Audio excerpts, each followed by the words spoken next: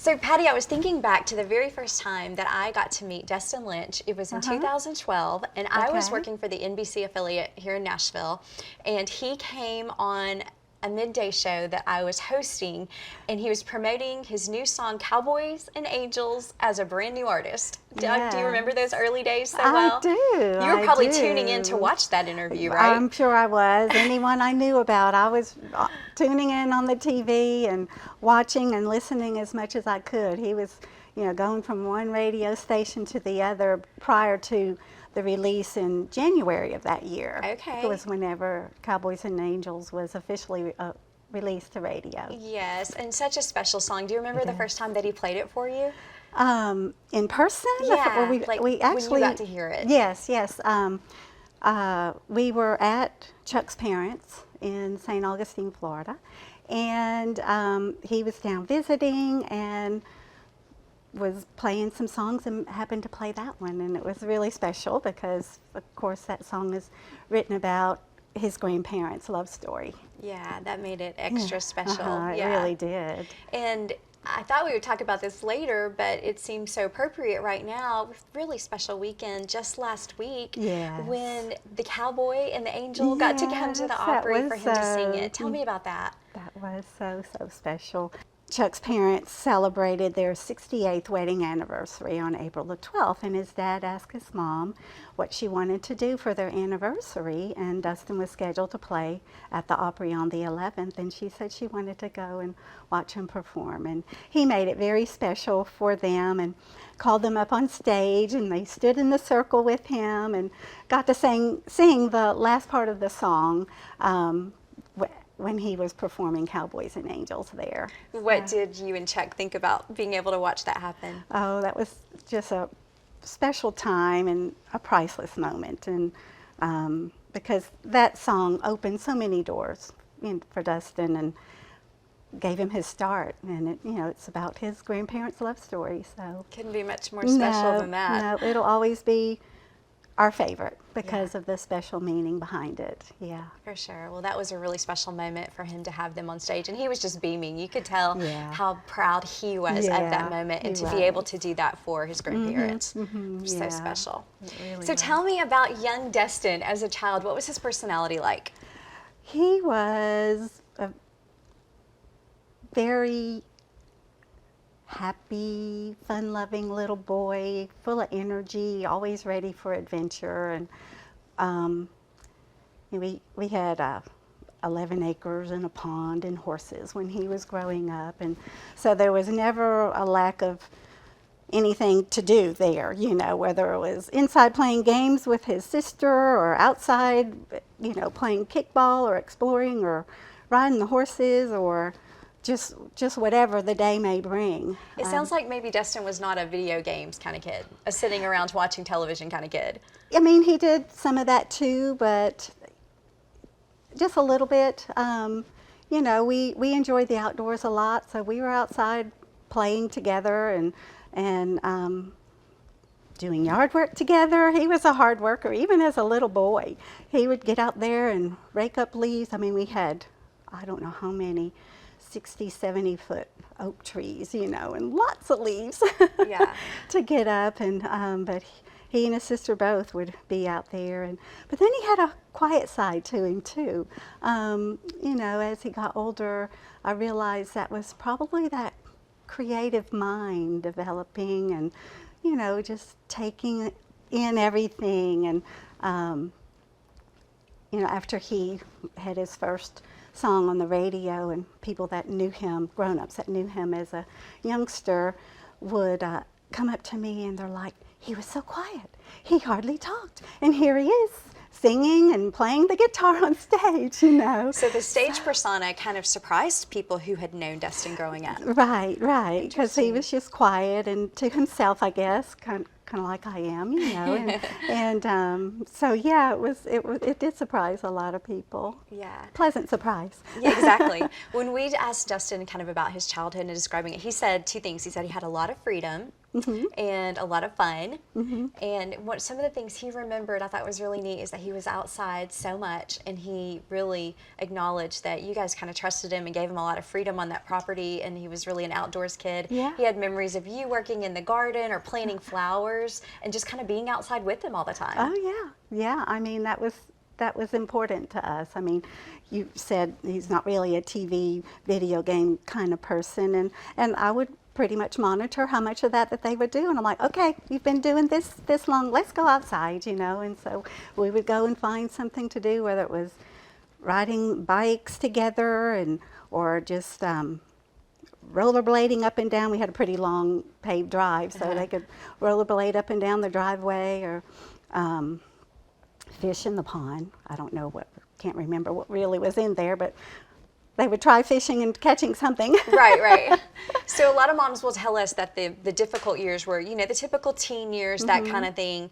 And Dustin says that wasn't necessarily the case for him, that he was actually pretty pesky when he was like 2nd, 3rd grade. And he remembers you coming up to school and having to deal with some disciplinary incidents. So I am dying to hear all about that. Well, it was around 2nd or 3rd grade, and might have said something he shouldn't have said or whatever. I don't remember all of the details, but he did get in trouble for that. So what kind of mom, what was your disciplinary style as a mom to a 2nd grader that might not have said the right thing? Well, I think he got a spanking with that. Most of the time it was a good talking to, maybe, you know, timeout kind of thing, but it just depended, you know. Of course, as he got older, I'm trying to think, he was a good kid. He and his sister both, and you know, he might have missed curfew a few times when he was a teenager, but as far as that goes, as far as I know. Most teenagers do at some point, right? Teenagers Yeah, at least the stuff you know about, right? We're probably better off not knowing about some of the stuff, right? I think we find out years later. Yeah. At some point there becomes a time when it's okay to tell all those stories, right? Right. I love it. Maybe there's still some to be told. Right, and I've learned a lot through his interviews of things that he has told. Yes. I can identify with that too, of stories you'll hear your son say when someone else is asking them questions, and you're like, oh, okay, that's interesting. Let's talk about that later.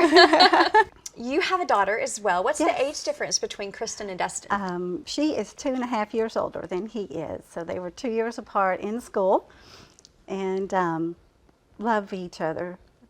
They would play together so well, you know. They played house and school, and you know. Then as they got older, like I was telling you, the game, you know, kickball and everything outside, and then of course the sports came into the picture for Dustin, starting with, I think he played a couple of years of soccer, and then t-ball and baseball and golf. Chuck was the head pro at Lakewood there in Tullahoma for 17 years, and that's what brought us to Tullahoma. Okay. Both Kristen and Dustin played golf. They could have easily not had an interest in it or even the talent for it, but they both did. And we're talented golfers, right? Yes, they both played all the way through school, and each had academic and golf scholarships to college. That's awesome. So she had a golf scholarship as well. She did. Where did she attend school? She went to Middle Tennessee State University. They were starting their women's golf program the year that they were recruiting their first team, and she was actually the first signee for the first women's golf team there at Middle Tennessee. That's pretty awesome. Dustin says she might be the best golfer in the family, actually. She was a pretty good golfer, yeah. She qualified all 4 years for every single tournament during her career, so she was a very good. Being, you know, people think, oh, you have to be tall and in order to hit it far, but it's all in the mechanics of the swing, and she had that down. She had a good one. What's the first thing you remember Dustin being passionate about? Was it sports? We did all kinds of things whenever they were little. Everything from them playing in the organized sports, water skiing, snow skiing. Oh, wow. You guys were an active family. Yeah, we were. we took a number of snow skiing trips at Christmas time whenever they were middle school ages, and that was to Snowshoe, West Virginia, and so that was some fun years there. It would change from time to time with just whatever we might wanted to try do. it all. Yeah. So what was the type of music that was played in your house? Like when the kids were growing up, what would they have heard on the radio or maybe playing in the kitchen? Yeah. Well, in Chuck's vehicle was mostly country. At home, I would have the old albums, the vinyls of anywhere from Barbra Streisand and to Diana Ross to Southern rock to Michael Jackson. So he grew up on the good stuff and vinyl. Yes. Yes, which is and such a lost art. Yes. Vinyl and cassette. Yes. Might have to explain to some people what cassettes Yeah, are, right? yeah, they're kind of a thing of the past. Yeah, yeah. So he really had quite an eclectic mix of influences between He really did. your, I guess, more popular music side, and then Chuck was pure country, huh? Yeah, yeah. That's when I mean, he liked the truck. Southern rock too, you Yeah. know, and a lot of that, you know, kind of reminds us of some of the country, you know. Yeah. And so, but most of the time, he in his vehicle would be the country music playing. Yeah. So do you think that influenced Dustin and his interests in music? Did you see some of that in his style?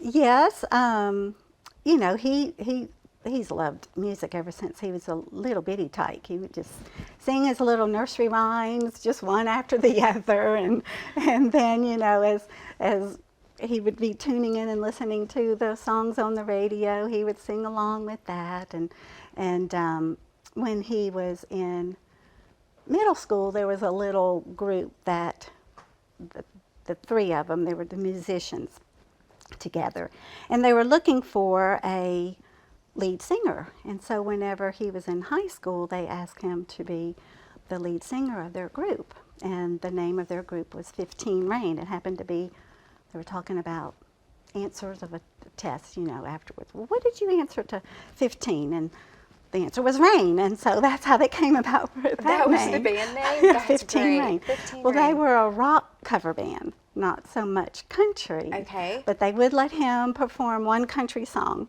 at each of their little shows. You know, they just started having little shows just there in Tullahoma at the Park Pavilion, and then started playing at some little parties. They played like at the senior party, you know how the classes will have a year-end party or whatever. They played at that one whenever he was a junior. They did put out a little CD, I think it had about 8 songs on it, and on it was one of his very first song that he wrote, and it was called Solitude.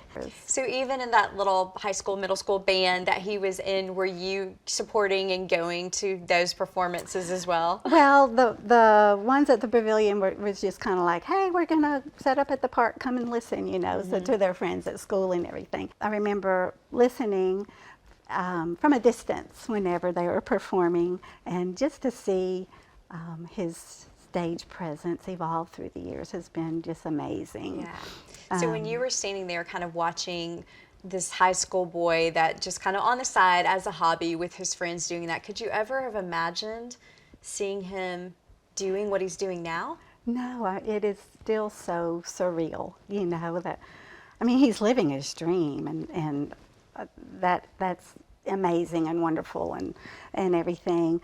When we took him to college at David Lipscomb, which is fairly near the Bluebird Cafe, and of course there in Nashville, he gets out of the car and he says, Music City, USA.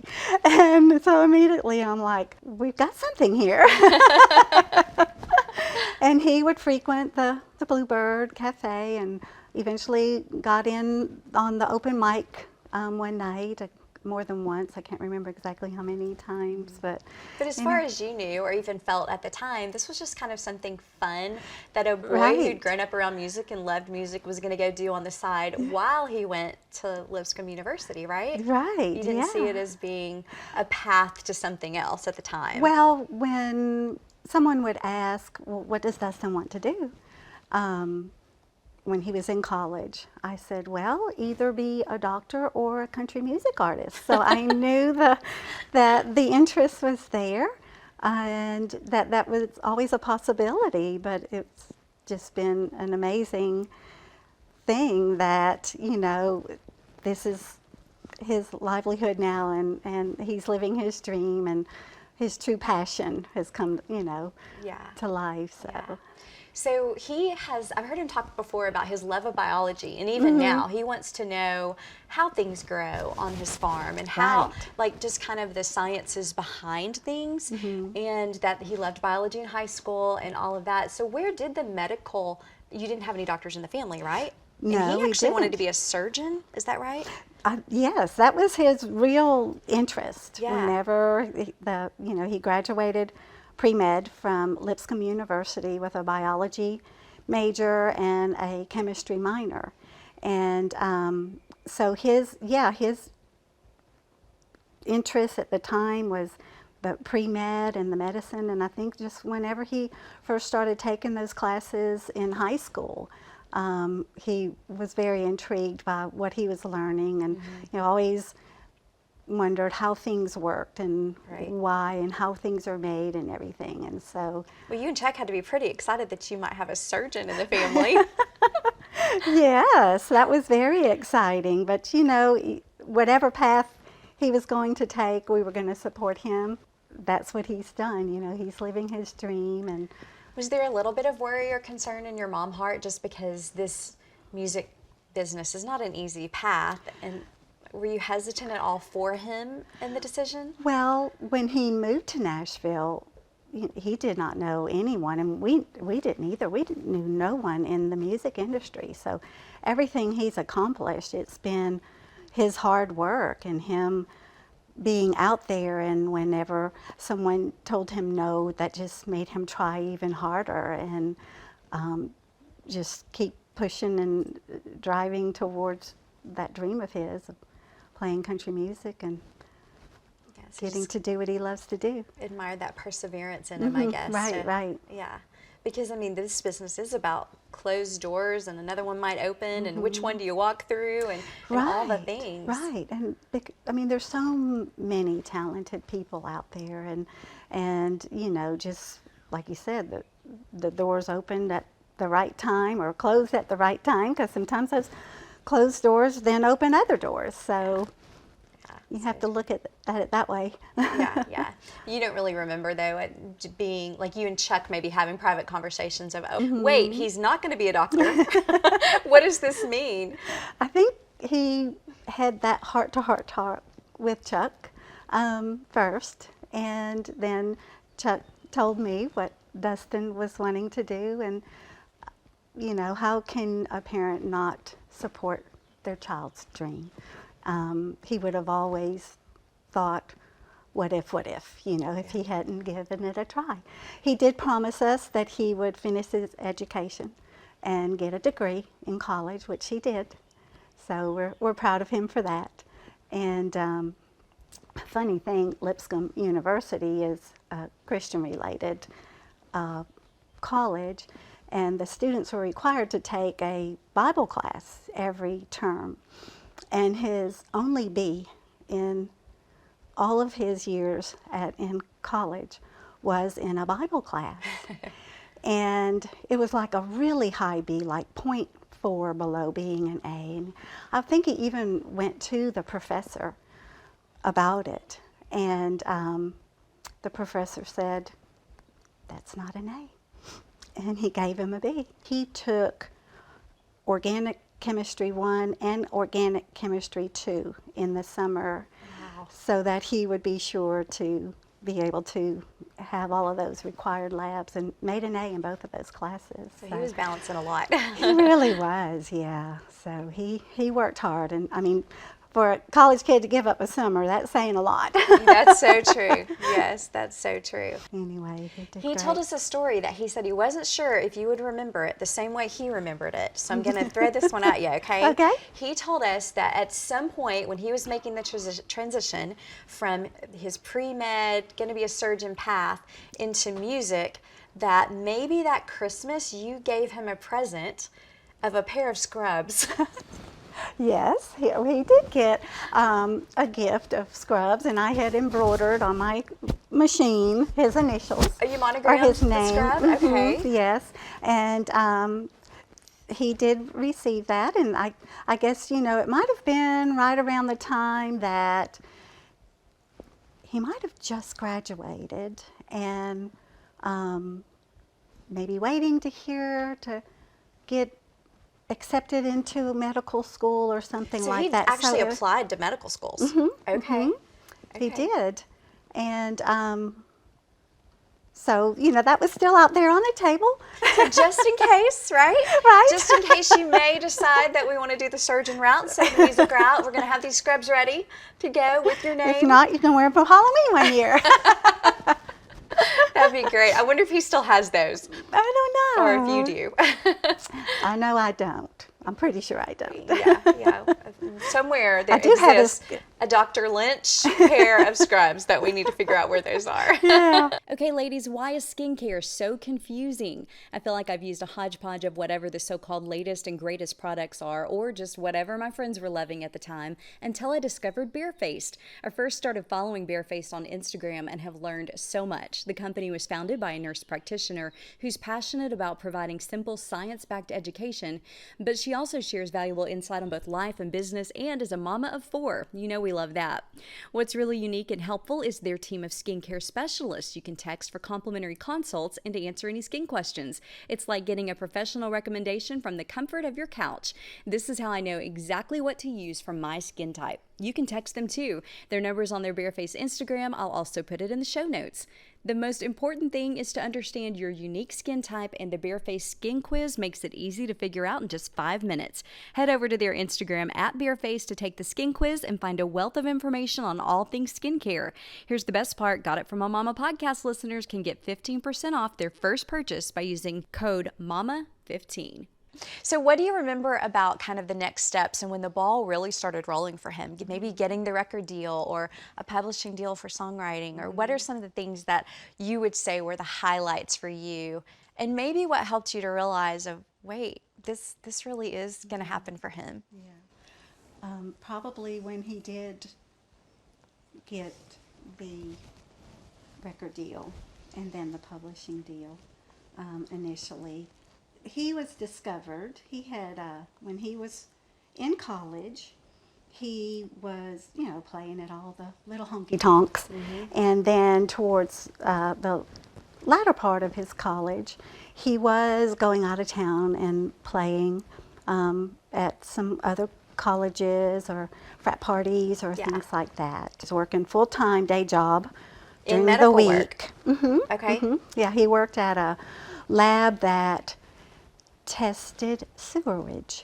So he was, you know, he was doing both. And he was checking his voicemail, and he had a message from a man and saying, this is so-and-so, I'm with whatever company he was with. And so he gives him a call, and it happened to be the gentleman who was his first manager, and became his manager, found the one who found his first record deal. And so they came and found him. Yeah, off of his MySpace, when MySpace existed. Throwback, yeah. Yeah, Dustin had a MySpace page, and then online, you know, he kind of did some covers of parts of some songs, and I think there might have been one of his originals on there. That's where the ball started rolling, and then, I mean, once it started rolling, it never stopped. It just kept going and going and growing, and here we are. Yeah, I love that, going and going and growing and growing. That's the way we want it to happen, right? So from the very beginning, I know you're so supportive, and you still go to so many shows and just try to take part as much as you can. Of course. So in the beginning, were you just, every stage got a little bit bigger and you wanted to be there and have a front row seat for it all? Oh yeah, I mean, even whenever he was out of college, Chuck was his first roadie, so he would actually go with him. They would have 2 vehicles pulling, I can't remember if they were pulling a trailer. Yeah, they were pulling a trailer, and he would help unload the equipment and load the equipment back up. And I mean, it was big old heavy speakers. It's a lot of that work. They were, yeah, it was a lot of manpower needed there. But Chuck loved that and still does. I mean, we'll hop on the bus with Dustin and the guys, 3 or 4 times a year, and Chuck wants to be right in the middle of it still. I love it. Do you enjoy the bus too? Do you? Oh yeah, the guys are so gracious. You know, they're used to a bunch of guys being on the bus, so whenever Mom's there, they're very polite and courteous. And I have my special bunk. Your own one. Which one is it? Is it on the bottom or the top, or? It's on the bottom. So if you're walking back to the bus, on the bottom last right. To the bottom last right. So that's Mama's bunk. Yep, and Chuck's usually right above me, and then Dustin's to our right. That's so fun. Yeah, What it have is been fun. some of your favorite moments of getting to experience and just enjoy some of the special things that Dustin's talents have allowed for your family? Well, just traveling to states that we have never traveled to. I mean, before Dustin was traveling with music, he had not been west of the Mississippi River. He had basically been just in the southeast states. Yeah. And so through the years, his music has taken him to every single state, including all. Alaska and Hawaii. Yeah. That's amazing. Yeah. So you guys have So- seen parts of the country that you would that have we never, have never seen. that you Yeah. wouldn't have seen before. So it was in July of 18. He was invited to perform at a fundraiser. One of the Chicago Cubs players was having a fundraiser, and was also asked to throw the first pitch for that event. So that was exciting. Chuck and I were there. It was my very first private jet ride. I had flown on many commercial jets before, but we went by a private jet there. And another thing that just came to mind was Dustin was performing in the Macy's Thanksgiving Day Parade. Oh, I remember that, yes. And it was around Thanksgiving time, and Chuck and I have never been to New York City, so that was a first for us. And Kristen, her husband, and 2 little ones joined us. What so an we introduction celebrated. to New York City, to be Yeah. right there at Macy's Square, and then to see him on the float come Yes, by. it was. And so we celebrated Thanksgiving there Yeah. all together as a family, so that was a Yeah. really special time. I wanted to go back to the Cubs game because you and I were going through some pictures earlier, and one of my favorites is he's in the Cubs uniform. You see him as part of the team. That had to be so surreal to get to see him actually throw out the first pitch, Yeah. and for the Cubs to welcome him in that way when he grew up being a fan of them. Right, being a fan and playing on the Little League team named Cubs. Yeah. I do still have that uniform. I still want to find those scrubs, though, that say Yeah. Dr. Lynch. One of what has to be a most special moment for your entire family is the fact that Dustin is now an Opry member.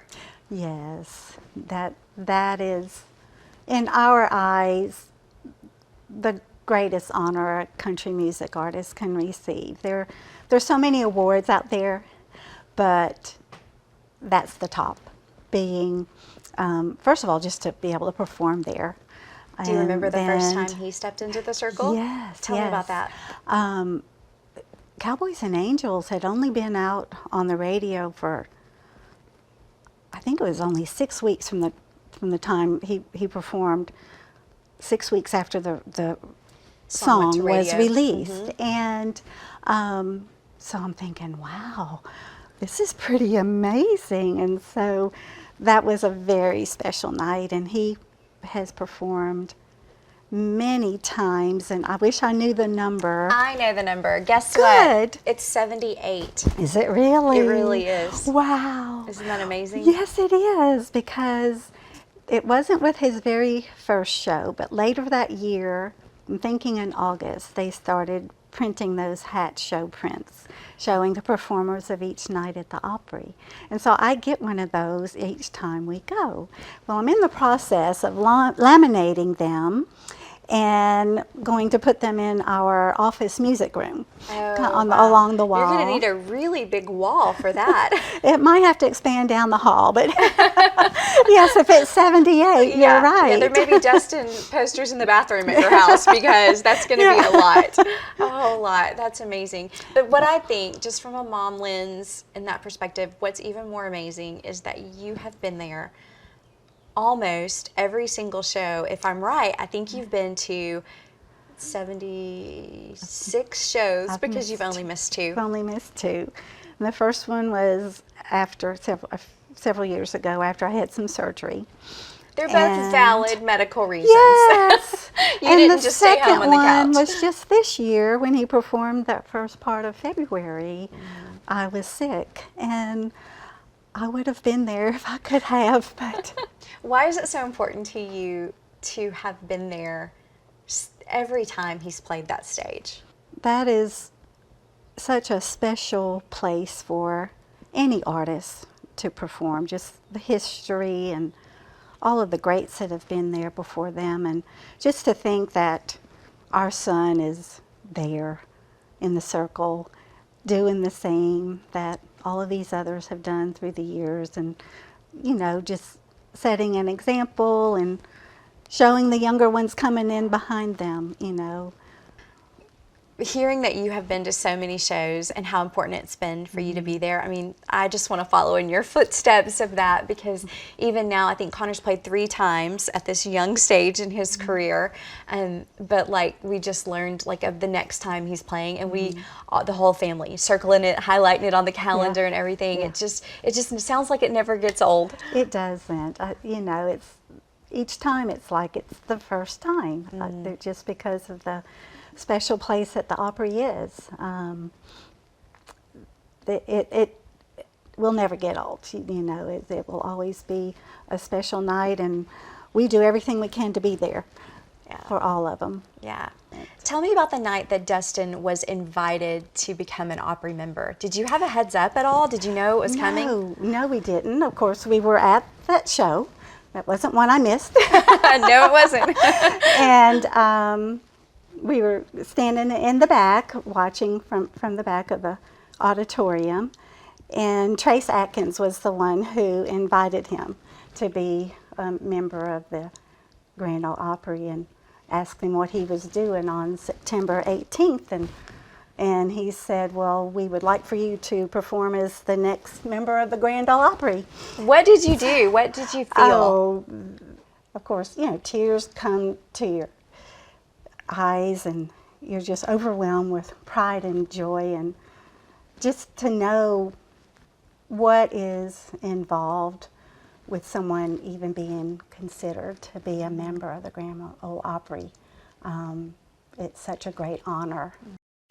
I mean, just to think about the fact that since the Opry began in the 1920s to now, there's only been 220 something, maybe 30 members, and that your son is part of that. That's pretty incredible. Yes, it really is. Before his performance, or any performance, I always give him a kiss on the cheek and tell him to have a good show and I love you, and he's always gracious and wanting us to be there. And you know, even on his shows out on the road, it's the same thing, just to be there right before he performs. And do y'all typically drive or fly?